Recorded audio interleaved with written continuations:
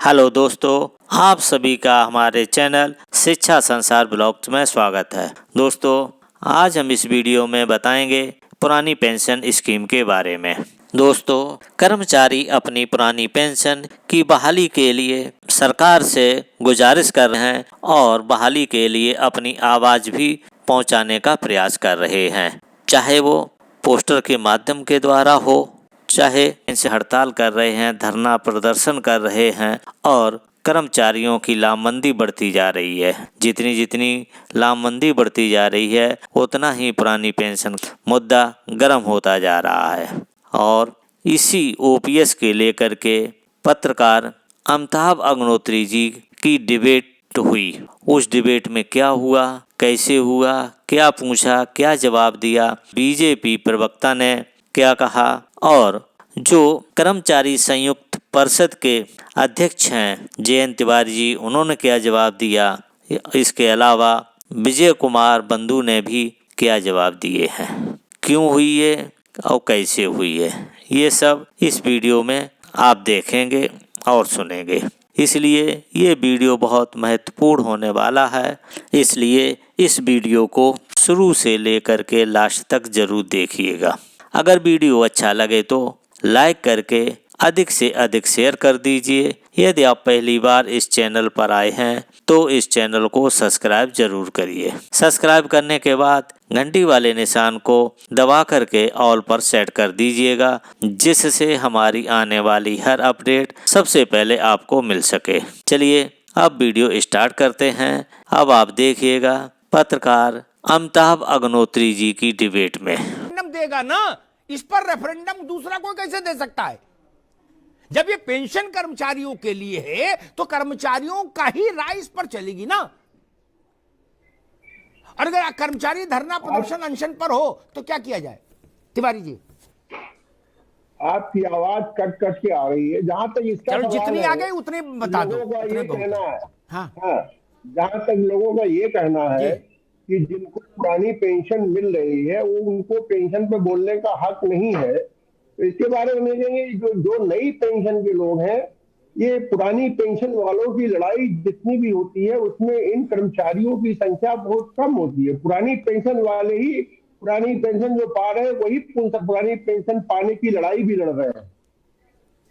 और जब भी कोई धरना प्रदर्शन होता है उसमें जितने सरकारी, आप मेरी बात नहीं समझे। मैंने क्या पूछा, आप जवाब ही उल्टा दे रहे हो। मैंने ये नहीं प्रश्न पूछा पंडित जी, ना ना, मैंने दूसरा प्रश्न पूछा था, आप समझे नहीं। मैंने निवेदन ये किया था, नई पेंशन स्कीम अच्छी है, ये उस अधिकारी से बुलवाया जाना चाहिए जो अधिकारी 2005 से बाद भर्ती हुआ हो।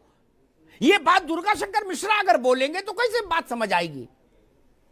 मैं ये पूछ रहा हूँ। आवाज कट रही है, साफ नहीं आ रही है आपकी आवाज। अरे चलिए भाई, नहीं आ रही, चलिए फिर बाद में आएंगे। जब आप तब तक आवाज में अपनी टीम से कहूंगा, देखिए जयंत तिवारी के साथ आवाज में क्या समस्या है, मुझे भी बहुत जोर पड़ रहा है, वो समझ नहीं पा रहे सवाल। इसलिए देखिए जरा तकनीकी तौर पर देखिए क्या हो सकता है। विजय बंधु जी, मसला यही कि चीफ सेक्रेटरी अगर ये कहते हैं कि भाई ये एनपीएस अच्छी है तो इसमें ज्यादा वजन आ जाता अगर चीफ सेक्रेटरी ये कहते कि मैंने स्वेच्छा से ओपीएस छोड़ के एनपीएस मैंने भी ले ली, इसलिए मैं कह सकता हूं ये अच्छी है, तो मजा नहीं आ जाता? बंधु जी जी बिल्कुल।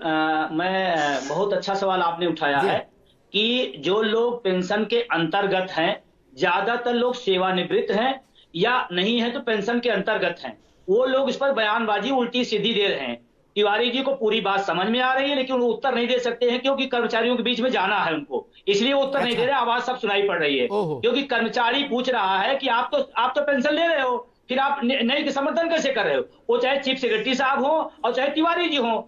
राज्य कर्मचारी परिषद कोई इनकी राज्य परिषद दो है, 10 है और एक इकलौता व्यक्ति है जो कह रहा है कि हाँ नहीं सही है। तो मैं निवेदन मैं कहना चाहता हूं, मैं जोड़ना चाहता हूं कि जो लोग कहें पहले वो ले, नई पेंशन ले ले। और पीएफआरडीए के बिल में व्यवस्था है कि पुराना आदमी भी नहीं ले सकता है। बिल्कुल वाजिब सवाल आपने उठाया है, मैं इसके बिल्कुल पक्ष में है, मैं बिल्कुल पक्ष में है। दूसरी बात, मैं जो पीएफआरडीए का बिल, ये पीएफआरडीए का बिल है, ये इसको वेबसाइट है, इसकी वेबसाइट खोलेंगे तो पहले लाइन लिखा है एनपीएस एक प्रकार की पेंशन कम इन्वेस्टमेंट स्कीम है। ये मेरी साइड नहीं है, ये उन्होंने लिख रखा है। दूसरी बात, अभी जो चल रही है चर्चा कि नई और पुरानी, मैं बड़ी विनम्रता के साथ कहना चाहता हूं, इस पर जितने लोगों ने आपने एक अच्छा ट्वीट किया था आज, मुझे बहुत अच्छा लगा और बहुत बड़ा समाधान निकाला आपने। आपने कहा कि भाई एनपीएस कर्मचारियों को छोड़ दिया जाए जो ले रहा है, और वो तय कर लेगा, आप छोड़ दो, नहीं लेगा पुरानी लेगा, तय हो जाएगा। आप क्यों माथापच्ची कर रहे हो? और आप नहीं पुरानी लोगे, हमको नहीं बता रहे हो अच्छी है अच्छी है, आप खाते जाओ और हमसे कह दो नहीं ये वाली अच्छी है, ये वाली अच्छी है। ये तो बिल्कुल गलत है। और आपके विचार से मैं सहमत हूं। सरकार को अगर बहुत ज्यादा इनको टेंशन हो रही है तो यही करें कि आप विकल्प दे दीजिए, जिसकी मर्जी हो वो ले लेगा, समझ में आ जाएगा नई अच्छी है कि पुरानी अच्छी है। ठीक बात। मैं राजनीतिक लोगों को भी बहस में लाऊं, फिर दोबारा मैं आऊंगा। भाई राघवेंद्र जी, रसगुल्ला खुद खाओ और चाशनी सामने वाले को दो, कोरोना चाशनी पियो, इससे सेहत बनेगी और कोरोना भी नहीं आएगा। चाशनी अच्छी चाशनी पियो और रसगुल्ला खुद खाओ।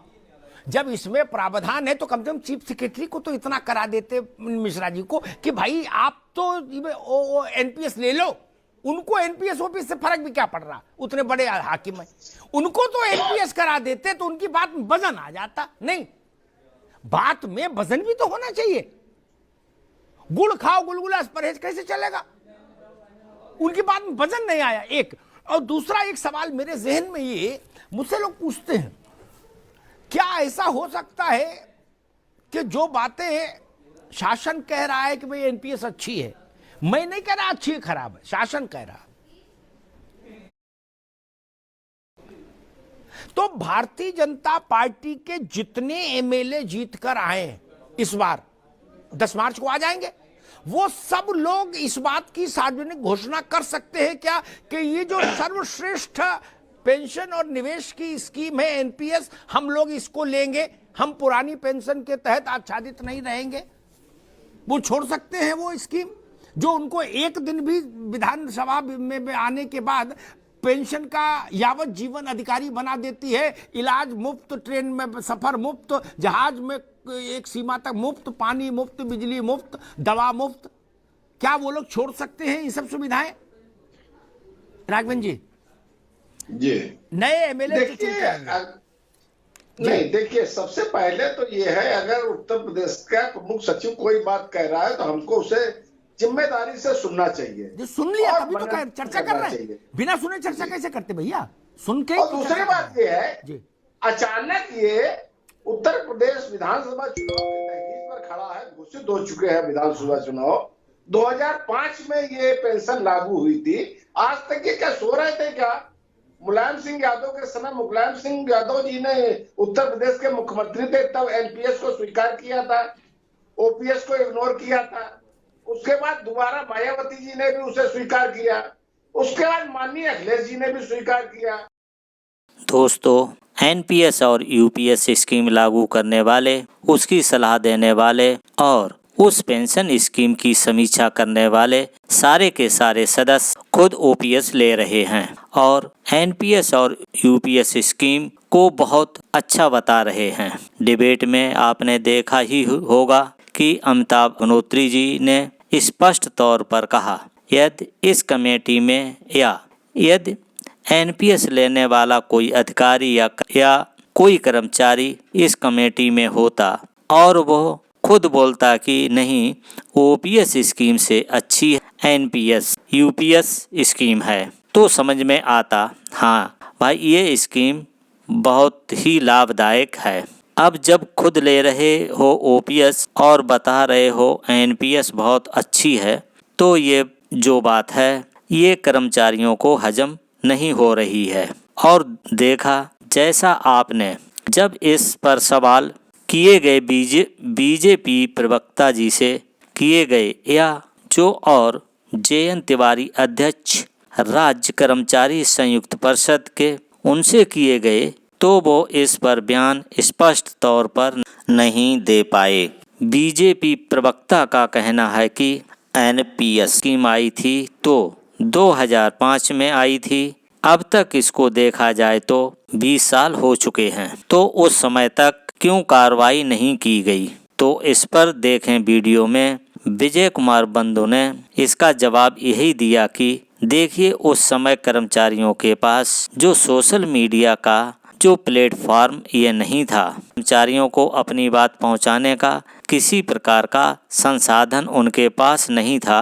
और जैसा कि जब ये नई स्कीम आई तो कर्मचारियों को इस प्रकार से बताया गया कि उनके ओपीएस लेने वाले जो भी सीनियर थे उनके द्वारा कि यह स्कीम बहुत अच्छी है और इसमें ऐसा ऐसा होगा, तो कर्मचारियों ने आंख बंद कर उसका विश्वास कर लिया। और जब इसके परिणाम आने लगे, जब कर्मचारी एनपीएस स्कीम के तहत रिटायर होने लगे और उनको पेंशन मिलने लगी 2000 रुपया, 3000 रुपया, 5000 रुपया, तब इस स्कीम की जो समस्याएं हैं, स्कीम की जो कमियां हैं, वो सब समझ में आने लगी।